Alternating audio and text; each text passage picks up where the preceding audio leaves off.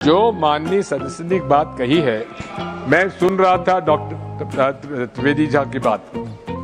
उन्होंने कहा था ऐसे ऐसे ऐसे मुसलमान हम लोगों के साथ है और वैसे वैसे मुसलमान इन लोगों के साथ है।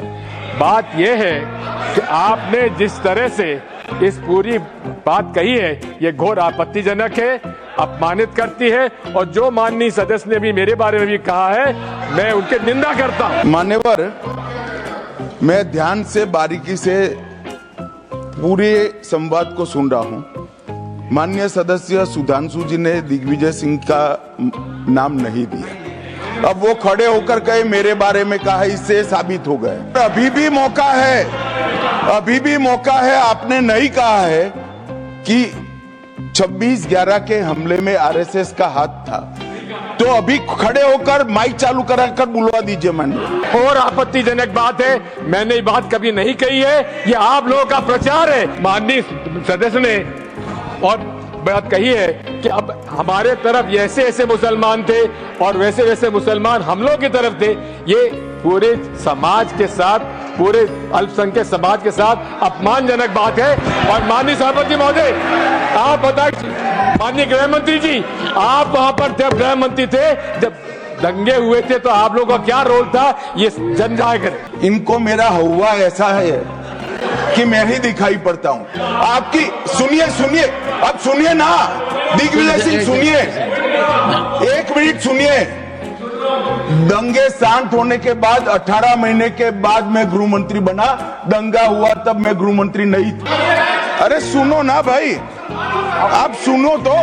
अरे दिग्विजय सिंह सुनिए, मैं खड़ा हूं ना अपने पैर पर। सुधांशु जी ने कहा इशरत जहान, यही एनसीपी पार्टी ने इशरत जहान के घर पर जाकर रुपयों का इनाम भी दिया था और उसको शहीद बताया था। अतीक अहमद किस पार्टी से थे? इंडिया अलायंस की। दूसरा कहा अंसारी, किस पार्टी से? कांग्रेस और इंडिया अलायंस के। ये सारे नाम आपके साथ जुड़े हैं भाई।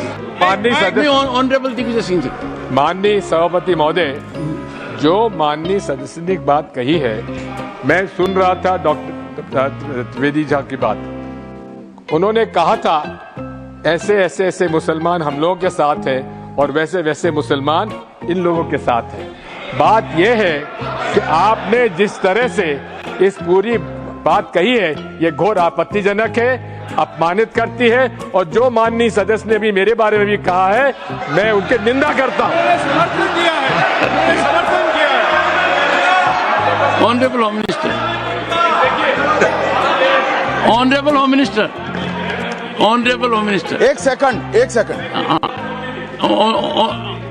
Okay, one second, your mic will be on. जी महोदय, मुझे ये सब कहने की जरूरत नहीं है, लेकिन जो गुजरात में दंगे और फसाद हुए, कौन कौन उसके लिए जिम्मेदार थे बताइए। ऑनरेबल होम मिनिस्टर,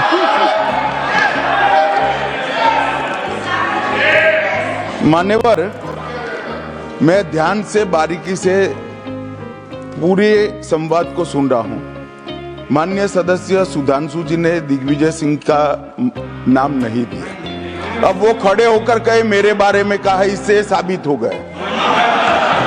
और अभी भी मौका है, अभी भी मौका है। आपने नहीं कहा है कि 26/11 के हमले में आरएसएस का हाथ था, तो अभी खड़े होकर माइक चालू कराकर बुलवा दीजिए। माननीय, और आपत्तिजनक बात है, मैंने ये बात कभी नहीं कही है, ये आप लोगों का प्रचार है। मेरी आपत्ति इस बात की थी कि सभी माननीय सदस्य ने और बात कही है कि अब हमारे तरफ ऐसे ऐसे मुसलमान थे और वैसे वैसे मुसलमान हम लोगों की तरफ थे। ये पूरे समाज के साथ, पूरे अल्पसंख्यक समाज के साथ अपमानजनक बात है। और माननीय सभापति महोदय, आप बताइए, माननीय गृह मंत्री जी, आप वहां पर थे, गृह मंत्री थे जब दंगे हुए थे, तो आप लोगों का क्या रोल था ये जन जाहिर करें।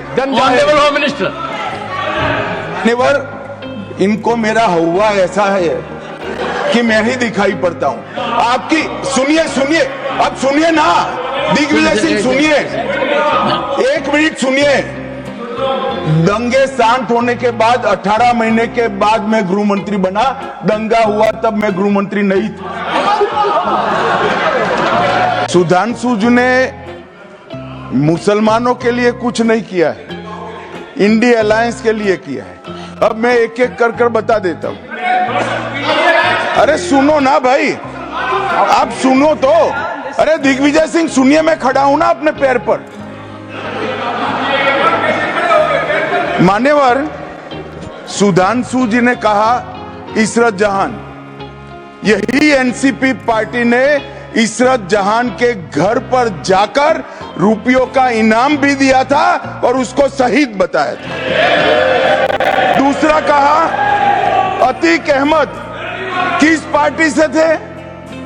इंडिया अलायंस की। दूसरा कहा अंसारी किस पार्टी से? कांग्रेस और इंडिया अलायंस के। ये सारे नाम आपके साथ जुड़े हैं भाई। उल्टा उन्होंने तो मुसलमान कम्युनिटी से तो ढेर सारे शायरों का नाम दिया जिन्होंने साहित्य की सेवा की और ढेर सारे साहित्य की रचना की। मन